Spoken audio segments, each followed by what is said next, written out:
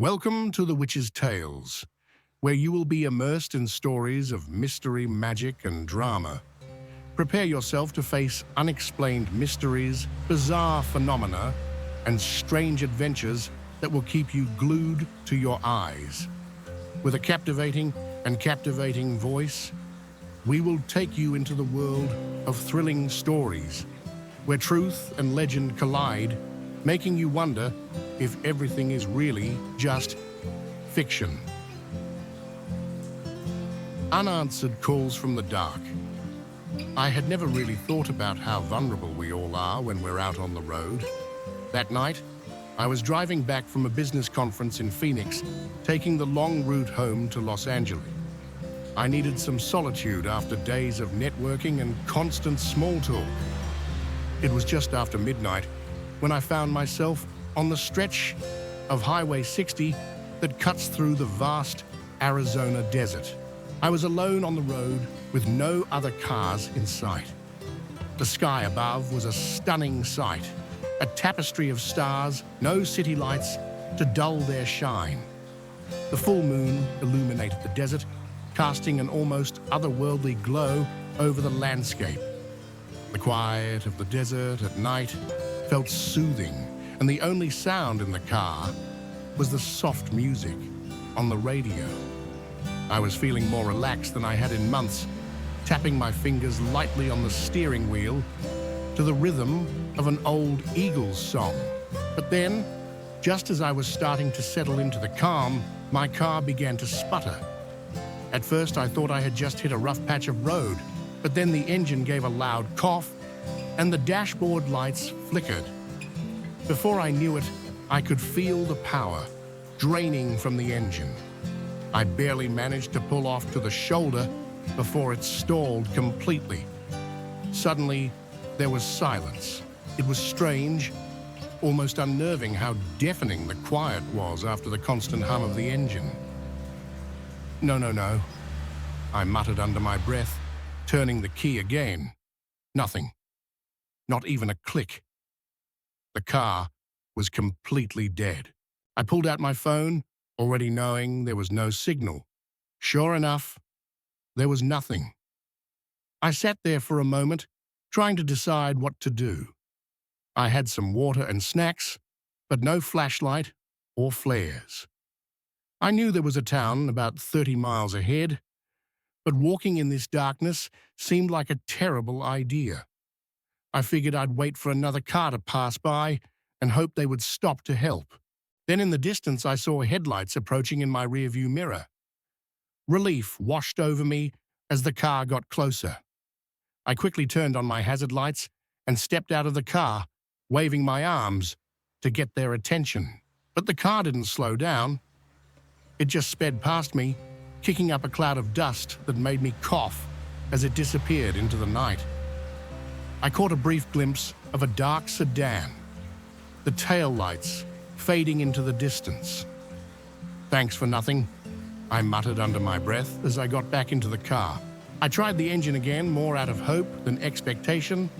Still nothing. As I leaned back in my seat, trying to figure out my next move, I saw those headlights again. At first, I thought it was another car, but as it got closer, I realized, with a jolt of anxiety, that it was the same dark sedan that had passed me before. My heart skipped a beat. Maybe they'd realized I was in trouble and turned around to help. But once again, the car sped past, showing no sign of slowing down. However, this time, I could have sworn it slowed down. Just a little as it passed. A cold, uneasy feeling crept over me. Twice could be a coincidence, but something about it felt off. I locked my doors and instinctively felt a rush of awareness. I was exposed here, out in the vast desert. The beauty that had once comforted me now felt like a threatening emptiness. Every shadow seemed to hide something or someone. Minutes passed 10, then 15, and just as I was starting to think maybe I was overreacting, I saw those headlights again. This time, the sedan was coming back for a third pass. There was no doubt about it. It slowed significantly as it approached enough that I could see the silhouette of a driver alone in the car. But before I could get a better look, the car sped up again and disappeared into the night. My palms were sweating now, and my heart was racing. This wasn't normal. Nobody drives back and forth on an empty highway at midnight, not unless they're looking for something or someone. I tried my phone again, but the result was the same. Still no signal. The thought of stepping out of my car to flag down the next car suddenly terrified me. What if it was the same sedan again? What if it stopped this time? Minutes dragged on. Each one felt like an hour. I jumped at every little sound, the creak of the cooling engine, the whisper of wind across the desert, the rustling of brush somewhere in the distance. And all the while, I kept my eyes glued to the rearview mirror, dreading the reappearance of those headlights. I didn't have to wait long. The sedan came back once again. This time, it slowed to a crawl as it passed. I hunched down in my seat, trying to make myself as small as possible, hoping it wouldn't notice me. But I could see the driver's head turn, his eyes fixed on me as he passed. In that moment, I knew without a shadow of a doubt that whatever was happening here, it wasn't good. This person had singled me out. They were toying with me like a cat playing with a mouse before striking the final blow.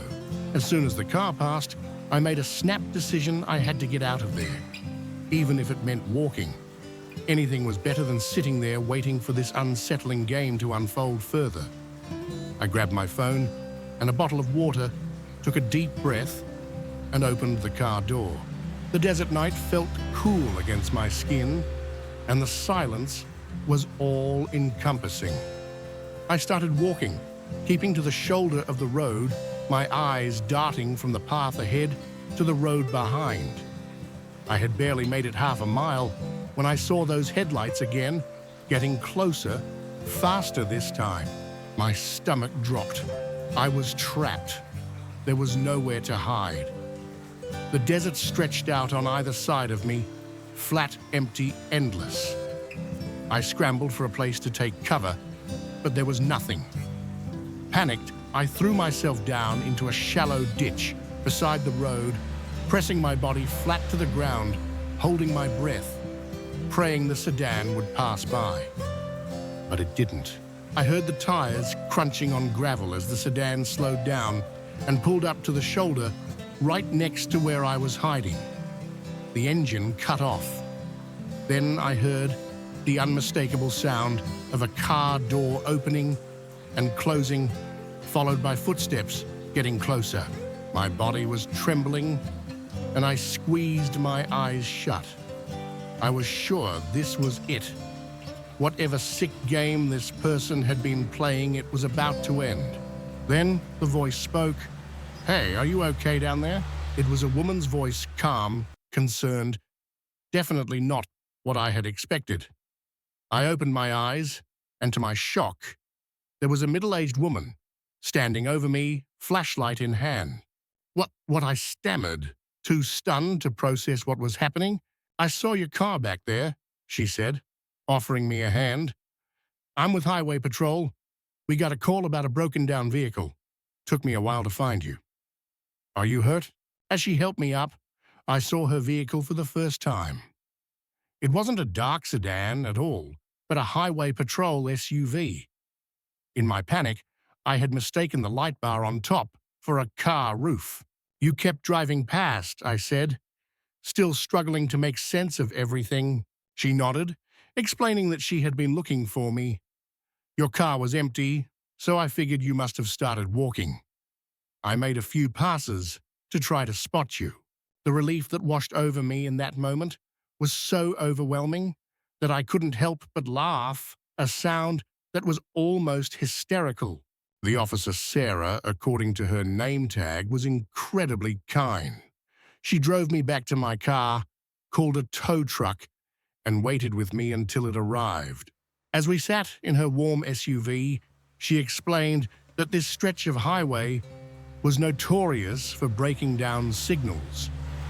She had seen plenty of panicked drivers over the years, and the desert at night had a way of playing tricks on people's minds. Isolation, darkness, unfamiliar surroundings, it's a perfect recipe for fear, she said gently. Looking back on it, I knew she was right.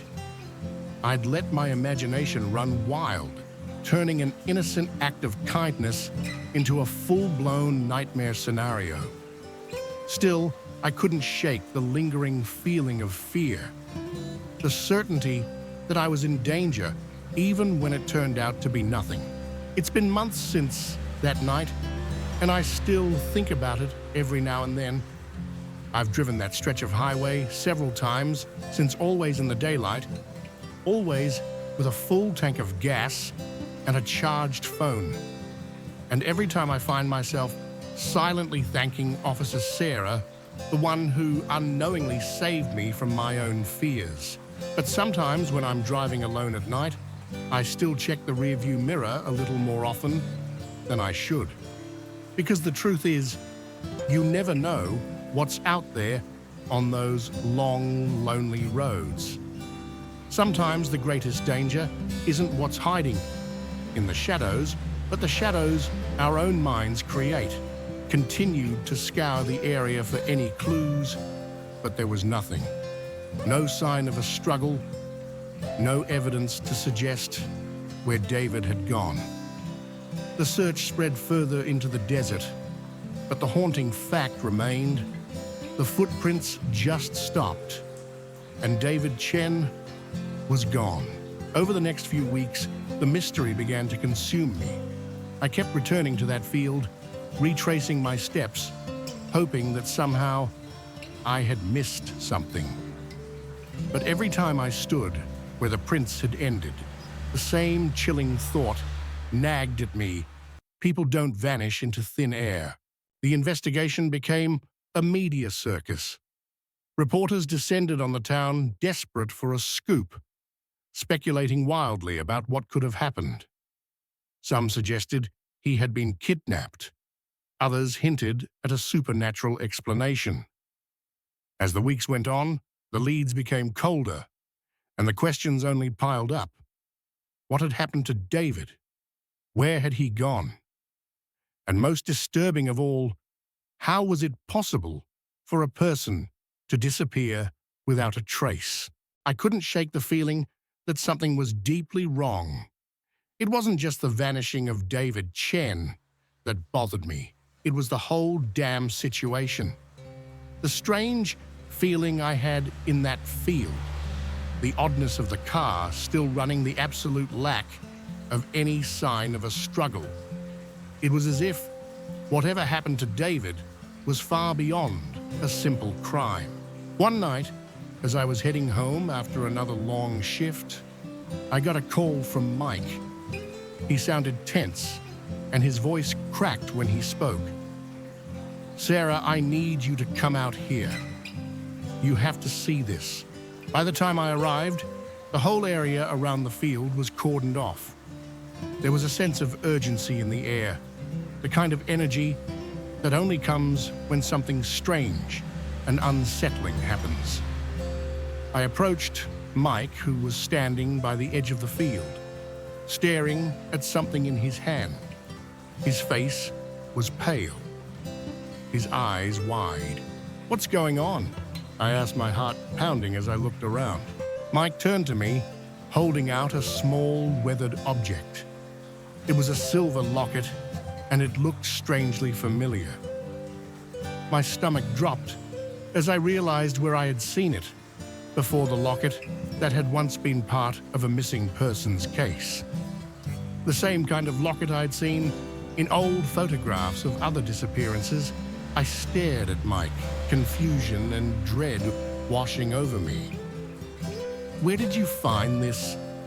I asked, my voice shaking. "In the exact spot where the footprints stopped," he replied quietly. It was half buried in the dirt, like someone had dropped it or left it. We both stood there in silence, the weight of the moment hanging heavy between us. It was becoming clear that the mystery surrounding David Chen's disappearance was just the beginning. Whatever was happening in this area was part of something much larger, something darker than we had imagined. That night, as I lay in bed, I couldn't sleep. My mind kept replaying the scene. The footprints that ended in the middle of nowhere, the locket, and the eerie feeling that something was still out there lurking just beyond our understanding. Days turned into weeks, and I couldn't let go of the case. Each new piece of information only seemed to lead to more questions. I'd started to ask myself, had we opened something we weren't ready for, something we weren't supposed to understand? I spent hours at the station, going through old reports and files, trying to piece together any connection between David's disappearance and the strange occurrences in the area. The more I dug, the more I realized how little we really knew about the world around us. It was as if there were forces at play, forces that were beyond the reach of the law, beyond any explanation we had. I kept thinking back to that locket. I could almost feel it calling me, drawing me in. It felt like a warning, a reminder that some things are better left buried, and some mysteries, if left unsolved, are better off staying that way. It wasn't long before I found myself out in the field again, standing at the spot where David's footprints had vanished. The air was thick with a sense of unease, and the quiet was almost deafening. I wondered, as I had so many times before, if the truth was somewhere out there, hidden in the vast desert, waiting for us to find it. Or perhaps, like the locket, it was meant to stay lost forever. I took a deep breath, trying to steady my nerves. Whatever was out there, it wasn't just a missing persons case anymore. It was a riddle, wrapped in darkness, one that had no clear answers, just more questions, more shadows.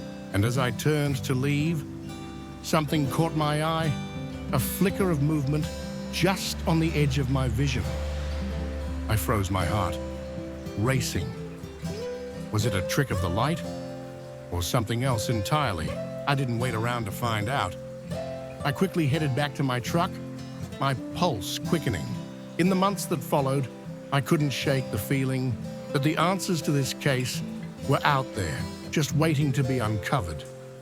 But with every lead I followed, with every stone I turned, the deeper the mystery seemed to get. There was no escaping the fact that we had stumbled into something we were never meant to understand. And the more we tried to solve it, the more it seemed to slip away. And sometimes, in the dead of night, when I hear the wind howling through the desert, I wonder if we were just pawns in a game much larger than ourselves. A game played by forces we can't even comprehend. But one thing is certain, whatever it was, it's still out there, watching, waiting. And I have to wonder what will happen the next time we come too close to the truth. The helicopters combed the area, their thermal imaging scanning miles around. David's phone records, bank statements, and internet history were all scrutinized. Missing person bulletins were issued across multiple states, but there was nothing at all to explain what had happened to David Chen. Theories abounded, each more bizarre than the last. Some said he'd been abducted by criminals, or perhaps a cult. Others proposed he'd been taken by aliens. Some even thought he had staged his own disappearance. There were whispers of secret government experiments and portals to other dimensions. I tried to keep my feet on the ground, to focus on the facts, but the more I dug into the case, the stranger it all became. A week after David disappeared, I got an anonymous tip. The caller His voice, trembling and altered by a modulator, told me to look into something called the Highway of Tears. At first, I brushed it off, thinking it was just another wild lead. But there was something in his voice and urgency I couldn't ignore. That night, unable to sleep, I started my research. What I uncovered chilled me. It turned out the Highway of Tears wasn't just one road. It was a phenomenon reported across multiple states and even countries. Lonely stretches of road where people vanished without a trace, often leaving behind perfectly intact vehicles. In some cases, there were reports of strange lights in the sky. In others, witnesses described an overwhelming feeling of lost time, like the world itself had shifted in some mysterious way.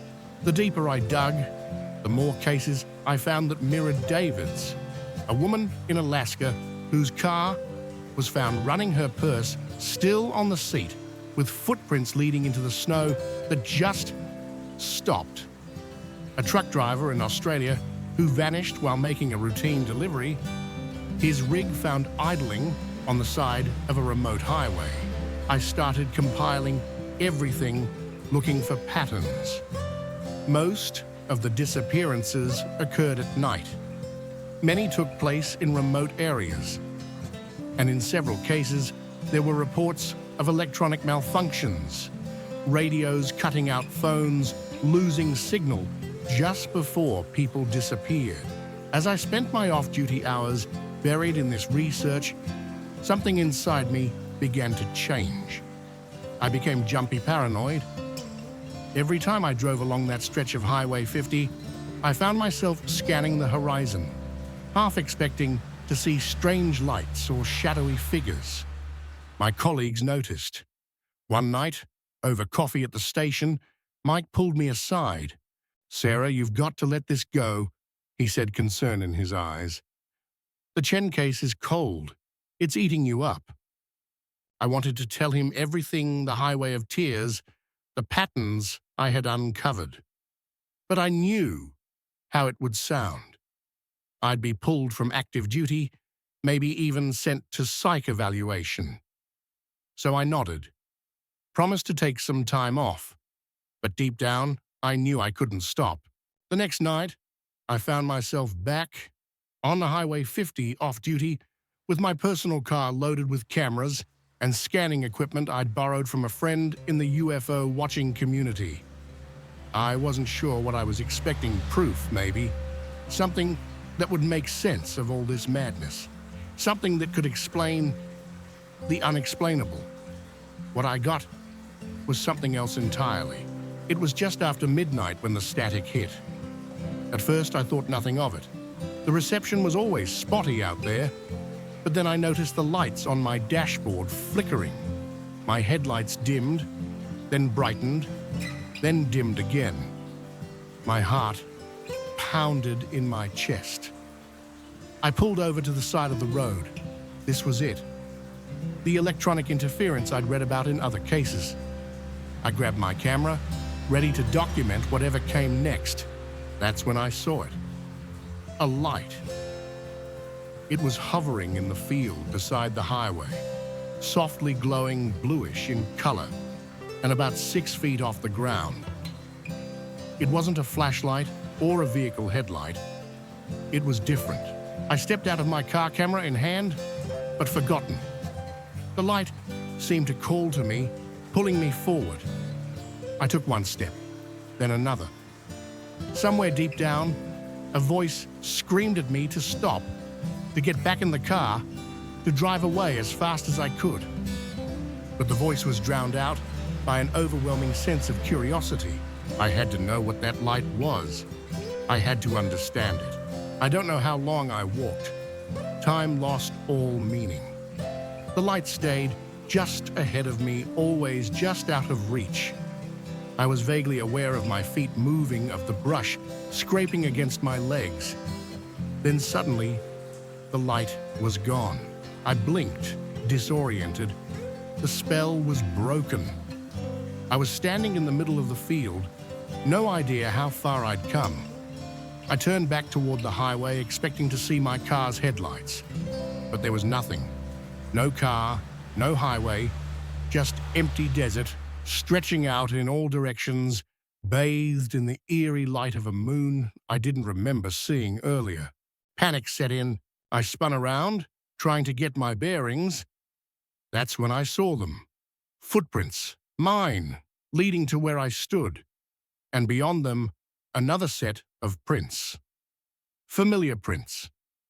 Prints I had seen once before. But they ended abruptly right in the middle of nowhere. I stood frozen, my mind racing. The full weight of the situation crashed down on me. I wasn't the investigator anymore. I had become part of the mystery. As the first light of dawn crept across the horizon, I made a decision. I would follow those footprints. David Chen's footprints. Whatever had happened to him, whatever lay beyond that impossible ending, I was going to find out. I took a deep breath, steeling myself for whatever came next, and I stepped forward, leaving my own trail of footprints in the desert sand. Somewhere out there in the vast emptiness of the Nevada desert, there's an abandoned car with its engine still running, and a set of footprints leading nowhere. The Highway of Tears had claimed another victim, and I had become just another unsolved mystery on the loneliest road in America. My truck parked on the side of the highway. At first I thought it was just a strange, vivid nightmare. But then I noticed the dust on my clothes, the scratches on my arms, and there on the passenger seat was the CB radio from the abandoned truck stop. My logbook showed that I'd lost almost 6 hours. 6 hours I couldn't account for. I drove straight to the nearest town, checked into a motel, and tried to make sense of what had happened. Was I hallucinating? Had I imagined the whole thing? I thought about going to the police, but what would I say? That I'd been lured to an abandoned truck stop by a ghost on the CB, then attacked by some kind of monster. They'd laugh me off, or worse, lock me up for my own safety. In the end, I did what I always do. I got back on the road and finished my run. But something had changed. I was jumpy now. Every time the CB crackled with static, I'd flinch. I started taking routes that avoided long stretches of empty highways, even if it meant longer trips. And the CB radio, I couldn't bring myself to throw it away, but I couldn't bear to keep it in my truck either. It now sits locked in a storage unit, wrapped in chains. Some nights I swear I can hear it calling out again, that same desperate voice begging for help. Since then, I've tried to find out more about the Starlight truck stop. Turns out, it has a history. Stories of disappearances that go back decades. Truckers who stopped there and were never seen again. Local legends speak of ancient burial grounds and doorways to other worlds. I don't know what to believe anymore. I don't know if what happened to me that night was real or some kind of hallucination. Maybe it was something in between. But I do know this. There are things out there in the darkness that we can't explain, things that wait at the edges of our world, ready to pull you into a nightmare. So if you're ever driving late at night and you hear a voice on the CB asking for help, think twice before you answer, because sometimes the call for help isn't coming from someone in need. It's coming from the trouble itself. And if you find yourself driving past an abandoned truck stop in the middle of nowhere, don't stop. Just keep going. Don't look back, because you never know what might be waiting for you in the darkness, ready to drag you into a place you'll never escape. I sat there, truck parked off to the side of the highway. For a moment, I thought maybe it was all just a terrible dream. But then I saw the dust covering my clothes, the scratches on my arms, and the CB radio from that abandoned truck stop sitting right next to me on the passenger seat. My logbook told me I'd lost nearly 6 hours. 6 hours. Hours I couldn't remember. I drove into the nearest town, checked into a motel, and tried to make sense of it all. Had I really seen what I thought I saw? Or had my mind somehow created a horrifying illusion to fill in the gaps? The idea of going to the police crossed my mind, but what would I even say? That I'd been lured to a deserted truck stop by a ghost over the CB, then attacked by a monster. They'd probably laugh me out of the station, or worse, lock me up. So I did the only thing I could. I got back on the road. But after that night, everything changed. I was jumpy flinching at every shadow, wincing every time the CB crackled with static. I started taking routes that kept me away from long stretches of empty highway, even if it meant longer trips. That CB radio, I couldn't bring myself to get rid of it, but I couldn't keep it in my truck either. So it now sits in a storage unit, wrapped in chains, locked in a box. Some nights I swear I can still hear it calling out, still begging for help. I tried to look into the Starlight truck stop, and what I found didn't help. It had a history, a dark one. Stories of disappearances stretching back decades. Truckers who stopped there and vanished without a trace. Local legends about ancient burial grounds, doorways to other worlds. I don't know what to believe anymore. Was it real, or was it some kind of hallucination, or something in between? But there's one thing I know for sure. There are things out there in the darkness that we can't explain. Things that lurk just beyond our understanding, waiting for someone to answer their call. So if you're ever driving late at night and you hear a desperate voice over the CB radio begging for help, think twice before you respond. Because sometimes the call for help isn't coming from someone who needs rescuing. Sometimes it's coming from the danger itself. And if you happen to pass an abandoned truck stop in the middle of the New Mexico desert, keep driving. Don't look back.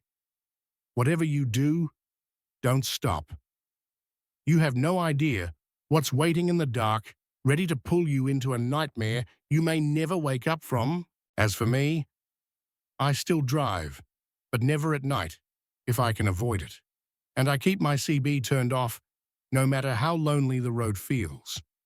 Because I've learned one thing: some calls are better left unanswered. Some mysteries are best left unsolved. The first thing I noticed when I stepped outside that morning was the silence. There were no birds singing, no distant calls from cattle, not even the rustle of wind in the cornfields. Just this unnerving, heavy quiet that made the hair on the back of my neck stand up. Then I saw it. A vast, intricate pattern carved into my wheat field, the stalks bent and woven with a precision that was impossible to ignore. As the morning sun cast long shadows over the design, I knew my life would never be the same.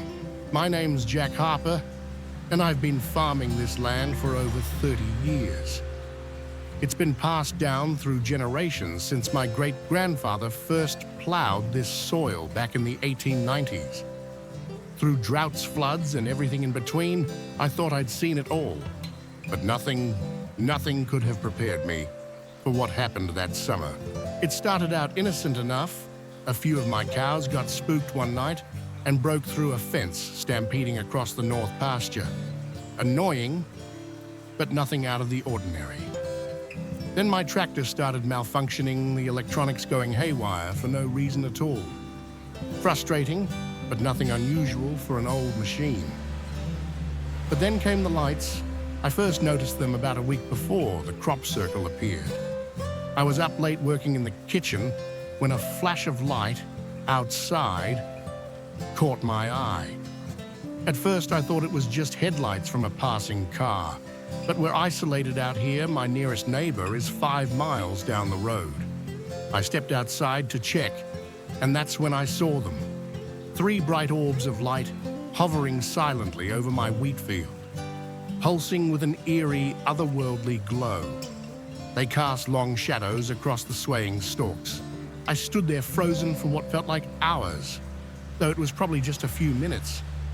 Then, as suddenly as they appeared, the lights shot up into the sky and vanished. I told myself I was just tired. Maybe I dozed off and dreamed the whole thing. But deep down, I knew what I saw was real. The next few nights, I stayed up watching, but the lights didn't return. Just as I was starting to think I'd imagined it all, I woke up to find the crop circle. It was massive, covering nearly half of my 100-acre wheat field. The design was incredibly intricate, interlocking circles and crescents spiraling outward from a central point. The stalks were bent, not broken, woven together in a way that defied explanation. I called the sheriff. Though I didn't really expect any answers, Bob's been a friend for years, but I could see the skepticism in his eyes as he looked over the damage. Could be pranksters, he suggested, though I could tell he wasn't convinced. You know how kids get in the summer looking for thrills? I shook my head. Bob, this would have taken a whole team working all night. They'd have left tracks. He didn't have an answer for that. Word spread fast in our small town, and by noon, my driveway was clogged with curiosity seekers, amateur paranormal investigators, and even news crews. I did my best to keep them off my property, but it felt like trying to hold back the tide. That's when things started getting really strange. It began with the animals. My dogs, normally friendly to everyone, became aggressive, snarling at anyone who came near the crop circle. The cattle refused to graze anywhere near that field gathering at the far end of their pasture, bellowing uneasily through the night. And then the equipment failures escalated. Not just my tractor, but every piece of electronic equipment on the farm. Cell phones died within minutes of being fully charged. The TV only showed static, occasionally interrupted by bursts of what sounded like voices speaking in some language I didn't recognize. The dreams. God, the dreams. Every night, I found myself wandering through that wheat field. The stalks seemed to whisper, singing around me in voices I could almost understand, always just on the edge of my comprehension. Something was always just ahead of me, just out of sight. I'd wake up in a cold sweat, with the taste of metal in my mouth, the feeling that I was about to understand something vast and terrible. A week after the crop circle appeared, I had a visitor. He introduced himself as Dr. Alan Fredman, an astrophysicist from the State University. He was different from the other investigators, quieter, more serious. Mr. Harper, he said, his eyes never leaving the crop circle. Have you noticed any unusual phenomena since this appeared? Lights in the sky, perhaps electronic disturbances? My heart skipped a beat. How did you know about that? He turned to me, his expression grave.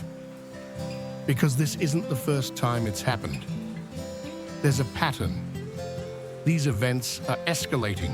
Dr. Fredman went on to tell me about other crop circles that had appeared across the country, all with similar designs. UFO sightings had increased in those areas, and people had gone missing in the weeks following the appearance of each circle.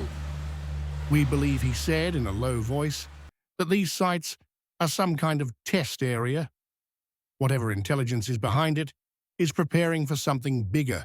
I didn't want to believe it, but I couldn't ignore what I'd seen and what I was feeling. What do they want? I asked, my mouth dry. He shook his head. We don't know. But we think you might be in danger, Mr. Harper. These sights, they seem to affect the people closest to them. We've documented cases of strange behavior, people claiming to receive messages or orders from some unknown source. As he spoke, I thought of the whispers in my dreams. I felt a chill run down my spine. What should I do? Let us set up some monitoring equipment, he said. And whatever you do, don't enter that field. No matter what you hear, no matter what you think you see. Promise me. I promised. But promises, I would soon learn, are difficult to keep when reality itself starts unraveling around you. The following days were a blur. Dr. Fredman and his team set up cameras and sensors around the perimeter of the crop circle. They took soil samples and muttered to each other in worried tones. All the while, the whispers in my dreams grew louder, more insistent. I'd wake up with strange symbols etched into my mind, my fingers itching to draw them. The urge to step into that field, to reach the center of the circle, became almost overwhelming. It all came to a head on the 7th night after the crop circle appeared. I was jolted awake by a sound I'd never heard before, a low, thrumming vibration that seemed to come from everywhere and nowhere at once. I stumbled to the window and my heart stopped. The crop circle was glowing, pulsing with a soft blue-white light that seemed to beat in time with the thrumming sound. And there, hovering above it, were the lights I'd seen before. But this time, they were descending. I don't remember deciding to go outside. One moment, I was at the window, the next, I was running across the yard in my pajamas, drawn toward the circle by some force I couldn't resist. Dr. Fredman's warning echoed in my head, but it seemed distant, unimportant. All that mattered was reaching the center of the circle, meeting whatever was coming down from the sky. I was at the edge of the wheat field when a hand grabbed my arm, yanking me back. It was Dr. Fredman, his face pale in the otherworldly light. "Harper, no," he shouted over the thrumming. "If you go in there, we'll lose you." I struggled against his grip, the whispers in my head drowning out everything else. But he held firm, and slowly, painfully, I felt the compulsion begin to fade. We watched, transfixed, as the lights descended into the center of the crop circle. There was a flash so bright it left spots dancing in my vision. And then, nothing. The lights were gone. The thrumming stopped. The crop circle lay dark and still. In the days that followed, government agents swarmed my farm. The crop circle was dug up, every grain of soil tested and retested. I was questioned for hours, as were Dr. Fredman and his team. But they found nothing, no radiation, no strange elements, no evidence of anything out of the ordinary. The official story became that it was all an elaborate hoax, despite the complete lack of evidence to back that up. But I know what I saw. I know what I felt. It's been 5 years since that night. I still farm the land, but things are different now. The wheat doesn't grow in that field anymore, no matter what we plant. On quiet nights, I sometimes think I can still hear the whispers lingering on the edge of my mind. And sometimes, when I look up at the stars, I can't shake the feeling that something up there is watching, waiting. I don't know what would have happened if I'd made it to the center of that circle. I don't know what's coming or when. But I do know this: we are not alone. And the universe is stranger and more terrifying than we can imagine. So if you ever find yourself in a field with strange markings or see lights in the sky that move in ways you've never seen before, remember my story. And whatever you do, don't answer when they call. Because once you do, There's no going back. The coffee cup was still warm. That's what made my blood run cold, not the eerie silence or the abandoned cars, not even the fresh tire tracks that led nowhere. It was that paper cup in the trash steam, still rising from its contents. Someone had been here moments ago, but the rest stop was completely deserted. As I stood there, the hairs on the back of my neck prickled. And then I caught movement out of the corner of my eye there at the edge of the woods. A figure. Watched. And in that moment, I knew I had stumbled into something I shouldn't have seen. Something I might not escape from. My name's Alex, and I've been driving cross-country for a living for the better part of a decade. Long-haul trucking isn't glamorous, but it pays the bills and satisfies my wanderlust. I've seen my share of weird stuff on the road, strange lights in the sky, ghost towns that aren't on any map, even what some might call supernatural occurrences. But nothing, absolutely nothing, prepared me for what I encountered that night at the Pinewood rest stop. It was supposed to be a routine run St. Louis to Portland, with a trailer full of electronics. I'd been pushing hard to make up time after a delay at my last stop. The night was moonless, the highway a ribbon of black, stretching endlessly before me. I'd been fighting sleep for the past hour, my eyes gritty and my mind fuzzy, when I saw the sign for the rest stop. I almost cried with relief. Just a quick break, I told myself. Splash some water on my face, grab a coffee, and I'd be good for another few hours. The rest stop appeared out of the darkness like an island of light. It was one of those older ones, small, with a building housing restrooms and vending machines, and a separate area for trucks to park. I pulled in, and though I noticed a few cars in the lot, no people were visible. I parked, stepped out of my rig, and stretched my muscles, cramped from hours of sitting. The air was unnaturally still. No breeze, no sounds of insects or distant traffic. Just silence. That should have been my first warning. I made my way to the building, my footsteps echoing on the concrete. The door creaked as I pushed it open, the sound jarring in the quiet. Inside, the fluorescent lights buzzed softly, casting harsh shadows over the empty space. I headed for the men's room, splashing cold water on my face and letting it run down my neck. When I looked up at my reflection, haggard and pale, something made my heart skip a beat. In the mirror, reflected in the partially open door behind me, I caught a glimpse of movement. Just a shadow, really but distinctly human-shaped. I whirled around, but the doorway was empty. "Hello," I called out, my voice thin and shaky even to my own ears. No response. Shaking it off as a trick of my tired mind, I left the restroom and headed for the vending machines. That's when I noticed the oddities. A jacket draped over a chair, as if its owner had just stepped away. A smartphone on the table, its screen still lit up.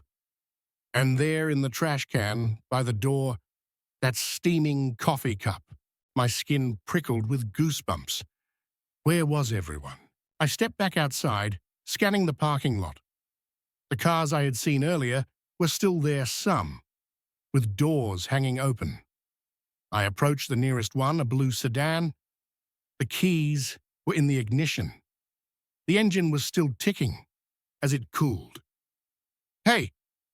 I shouted, my voice echoing across the empty lot. "Anyone here?" The silence that answered was deafening. That's when I saw it. The figure at the edge of the woods. It was human-shaped, but wrong too tall, too thin, its proportions off, in a way that made my stomach twist. It stood perfectly still, half hidden behind a tree, just watching me. I froze, caught in its gaze like a rabbit before a wolf. For what felt like an eternity, neither of us moved. Then slowly it raised a hand, beckoning. Terror jolted through me like an electric shock. I ran sprinting back to my truck with a speed I didn't know I had. I fumbled with the keys, swearing, as I dropped them, scrambling in the gravel to retrieve them. When I finally pulled myself into the cab, I risked a glance back. The figure was closer now, no longer hiding behind the trees. It was standing in the open in the harsh glare of the rest stop lights.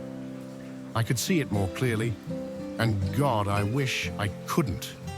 Its skin was pale, almost translucent, stretched too tight over an impossible frame.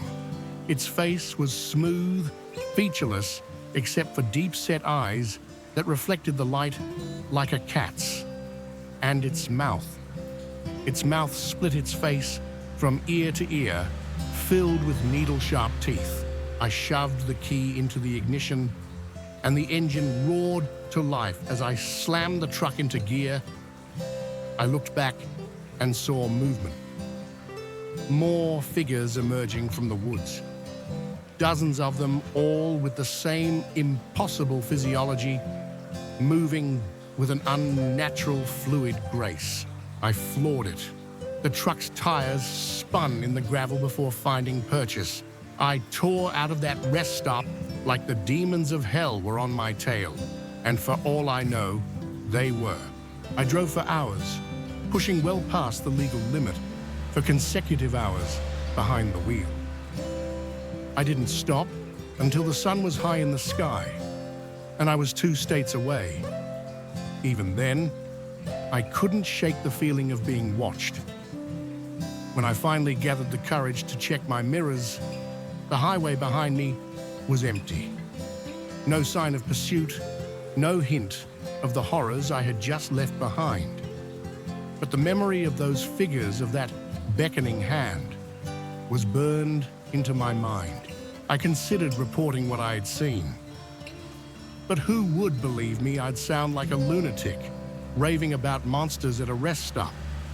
So I kept quiet, finished my run, and tried to convince myself it had all been a hallucination brought on by exhaustion. But I couldn't forget. And I couldn't stop wondering about those people. At the rest stop, the ones who had left behind their cars, their belongings. The ones who had followed that beckoning hand into the woods. Where had they gone? What had happened to them? In the weeks that followed, I did some digging. It wasn't easy. I'm no detective, and I had precious little to go on. But what I found chilled me to the bone. There were stories, whispered tales among long-haul truckers and late-night travelers. Stories of rest stops where people vanished without a trace. Of figures seen at the edge of the woods, always at night, always beckoning. Some called them aliens. Others said they were interdimensional beings. A few spoke of ancient, forgotten gods awakening in our modern world. I don't know what they are. I don't know what they want. But I know they're out there, waiting. At the edges of lonely highways, in the shadows of late-night rest stops. I still drive, but never at night, if I can help it.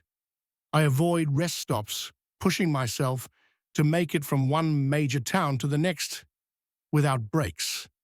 And I never ever stop if I see a solitary figure standing at the edge of the woods.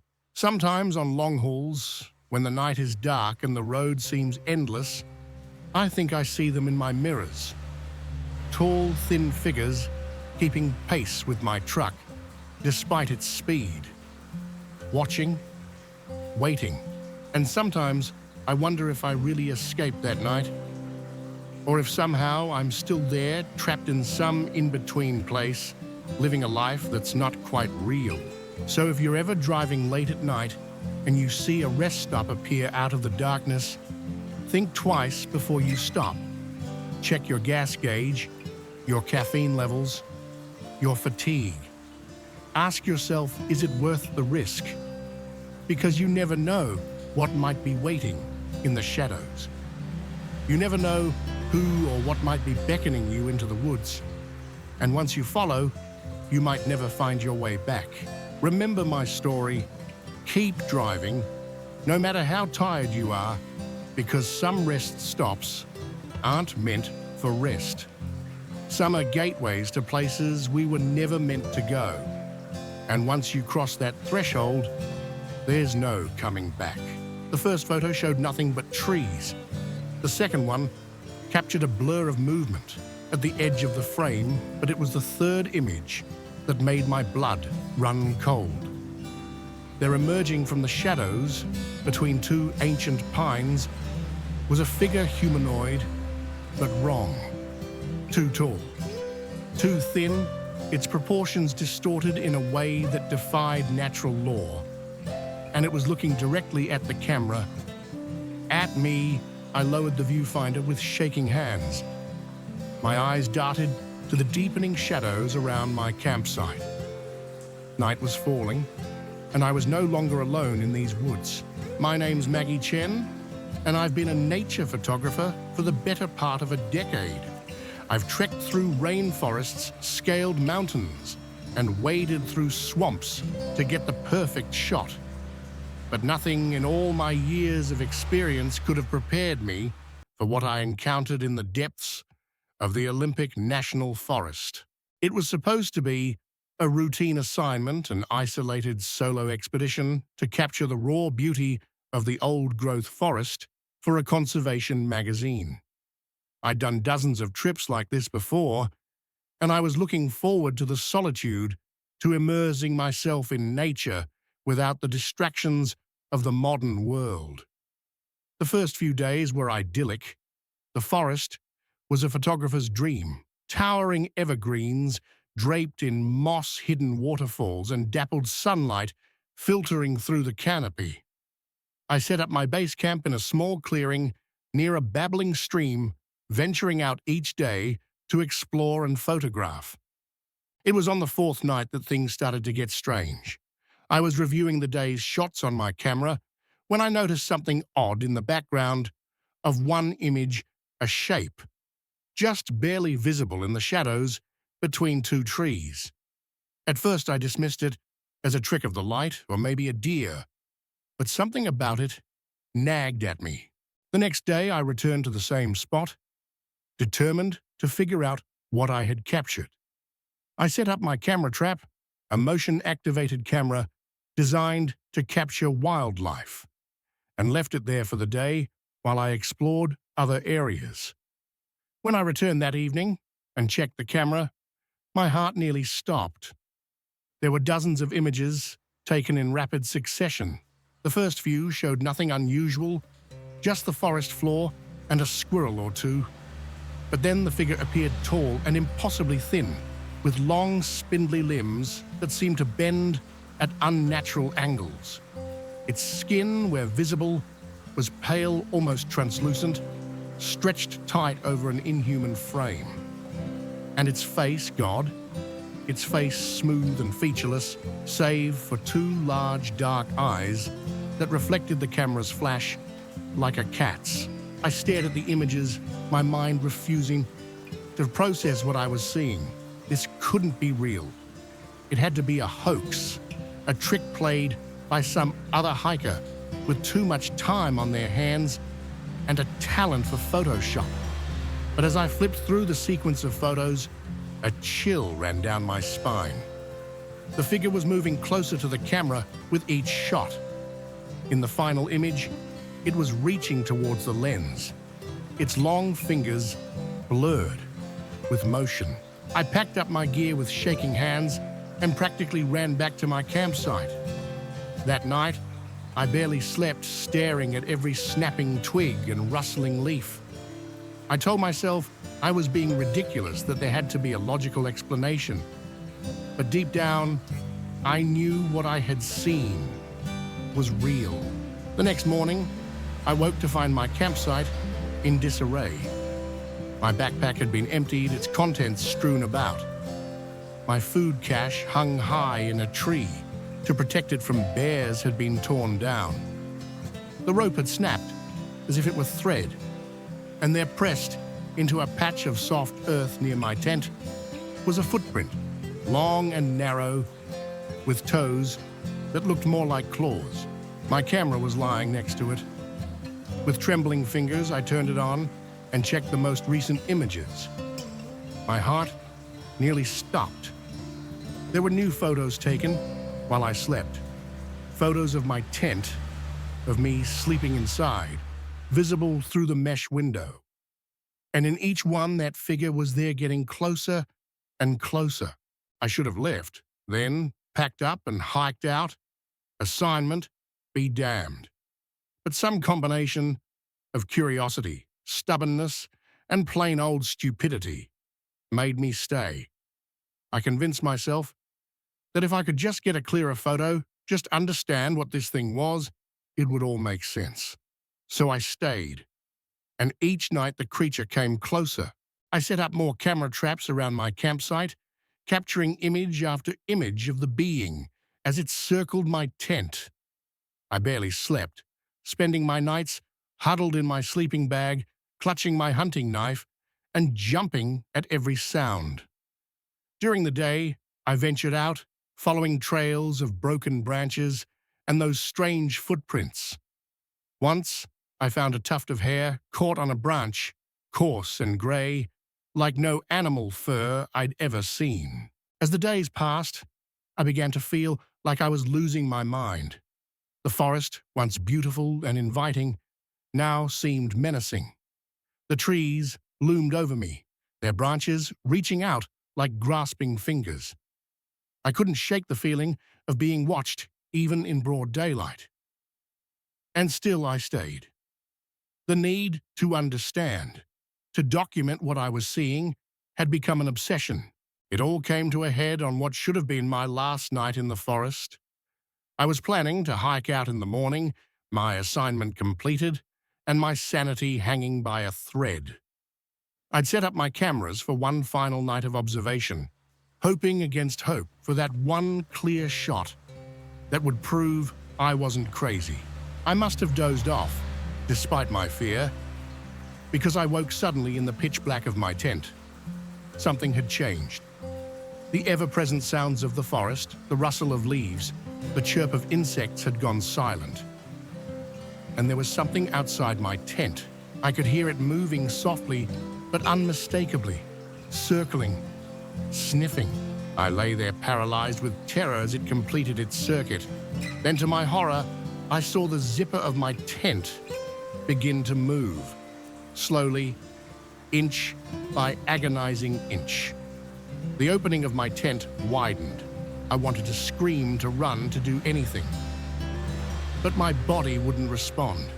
I could only watch, eyes wide in the darkness, as a long, pale hand with too many joints slipped through the opening. The hand paused, as if sensing my fear. Then deliberately, it reached toward my camera, which lay next to my sleeping bag. In that moment, survival instinct finally overcame my paralysis. I lunged for the camera, snatching it away from that terrible hand. In the same motion, I kicked out at the tent wall, tearing through the fabric and tumbling out into the night. I ran, blindly, desperately clutching the camera to my chest. I crashed through underbrush, stumbled over roots branches, whipping at my face. Behind me, I could hear it pursuing, not running, but moving with a terrible swiftness, flowing through the forest like smoke. I don't know how long I ran or how far. My lungs burned, my legs ached, but terror drove me on.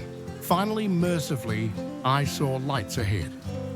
The ranger station at the trailhead, a beacon of civilization in the wilderness. I burst out of the tree line, gasping and sobbing. The startled ranger on duty took one look at my wild eyes and torn clothing and ushered me inside, locking the door behind us. The rest of that night is a blur. I remember telling my story, the ranger's skeptical looks turning to concern as he saw the raw fear in my eyes. I remember the police arriving, taking my statement, And I remember the moment when they asked to see my camera. With shaking hands, I turned it on and began to scroll through the images. But where there should have been dozens of photos of that otherworldly being, there was nothing. Just trees and shadows and normal forest scenes. Even the photos from that final night, the ones I was sure I'd taken of the hand reaching into my tent, were gone. In the harsh fluorescent light of the ranger station, surrounded by the trappings of civilization, my entire experience began to seem like a bad dream. Had I imagined it all? Had 2 weeks of solitude in the deep woods driven me to some kind of breakdown? But then I saw it. In the very last photo on the camera, barely visible in the background, was a figure tall and thin, half hidden behind a tree. And though the image was blurry, I could swear it was smiling. I've never gone back to those woods. I've never told the full story to anyone but you, my editor. You got a watered-down version about being spooked by wildlife, and the photos I submitted were carefully curated to show nothing but the natural beauty of the forest. But sometimes on dark nights, when the wind whispers through the trees outside my window, I find myself thinking about what's out there in the deep woods, about the things that lurk just beyond the reach of our cameras and our understanding. And I wonder, with a chill that goes bone deep, if it's still out there, watching, waiting for the next unsuspecting photographer to venture into its domain. So if you're ever in the wilderness setting up your camera for that perfect shot of untouched nature, pay attention to the shadows between the trees. And if you see something moving there, something that doesn't quite fit, don't try to photograph it. Just run. Run and don't look back. Because some things in this world are not meant to be captured on film. And once they notice you noticing them, they never forget. They never stop watching. And sooner or later, they come for you.